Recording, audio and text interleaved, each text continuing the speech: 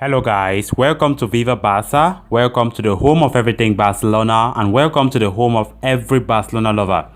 Guys, after the decision Laporta made yesterday of keeping Koeman for next season, in this episode we're just going to be discussing on what Laporta have just said, trying to defend his decision for keeping Koeman. Also, we are going to be discussing about Lionel Messi, this time around out of Barcelona in his national side Argentina.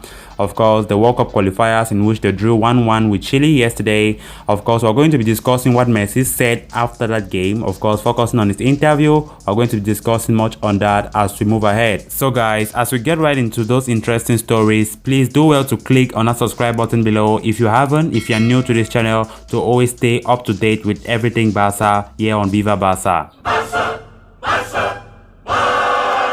Weeks-long speculation regarding Barcelona head coach Ronald Koeman's future at the club has finally been put to bed as President Joan Laporta made it official that he will stay in his lengthy press conference yesterday.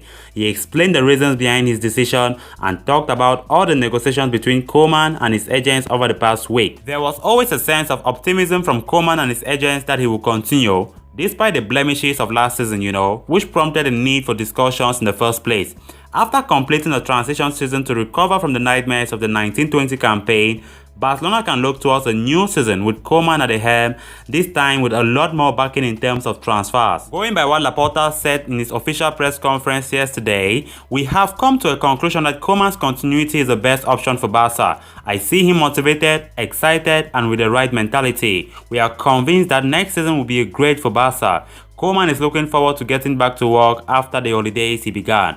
Now, the negotiation period brought a lot of uncertainty, with Koeman. With Laporta addressed saying, "I told Koeman that if at any time I caused him discomfort, I would apologize." A period of reflection was needed to draw conclusions, regardless of whether there was a contract in force. With regards to a renewed contract or changes in terms, Laporta clarified, "At the moment, we are giving continuity to his contract, but I imagine that we will sit down soon to talk about this issue. For now, it was important to clarify his future." Koeman's representative Jensen came to the meeting thinking that contractual issues had to be discussed, but that was not necessary since we wanted to reflect before anything else.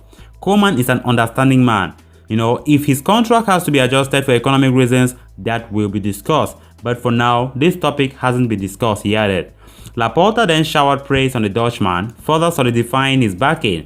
Koeman has already made a tremendous effort. He is the coach we want for the Barca first team. About the appointment of Jordi Cruyff, he said, "He will be linked to the sports structure with Matteo Alemany. He has had experiences in China, Ukraine, Israel. He can give us a lot. In addition, he returns home."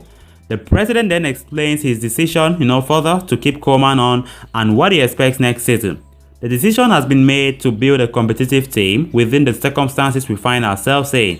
I hope to see a more offensive Barca for next season. I want a winning mindset that takes care of the details. We have to press better and be more intense." He then concluded by talking about the summer signings, saying, "We have already made signings, as you know, and next week we hope to announce one more signing." Now on to the next story. Lionel Messi and Argentina played their first competitive match since November 2020, taking on Chile in the rescheduled South American World Cup qualifiers from March.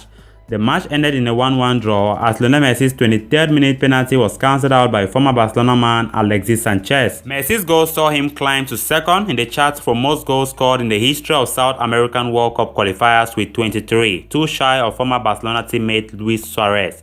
Following the draw, Messi spoke about what it felt like to play with the national team after so long. "It was a difficult match, as always against Chile. I'm happy with the result beyond the fact that we could not win. The dynamics of the team is good. It was not easy to come back after so much time," Messi said. He also stated that Argentina have to improve now ahead of the Copa America, which starts in a little over a week. "Little by little, we have to get stronger again," he said. It was also the first match Argentina played after the tragic passing of Diego Maradona.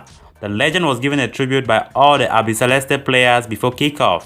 Messi spoke about a heartfelt tribute to the national hero.